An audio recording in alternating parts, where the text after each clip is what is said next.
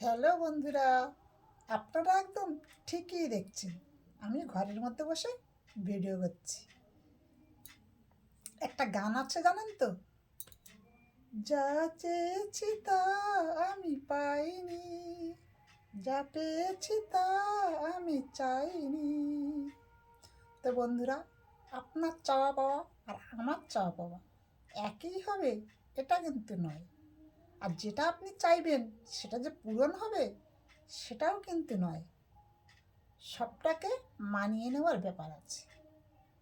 প্রথমত, আপনি যেটুকু পেয়েছেন, আমি যেটুকু পেয়েছি, সেটাতেই সন্তুষ্ট থাকা অনেক ভালো।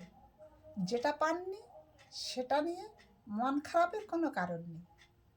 কারণ যেটা পাননি সেটা আপনার জন্য ছিল না, তাই আপনি পাননি। যদি আপনার জন্য থাকতো, অবশ্যই অবশ্যই আপনি সেটা পেতেন। তো সেটা নিয়ে মন খারাপ না করে যেটুকু যেটুকু আপনি পেয়েছেন সেটা নিয়ে খুশিতে থাকা অনেক বেশি ভালো না? তো বন্ধুরা, কথাগুলো কেমন লাগলো অবশ্যই জানাবেন।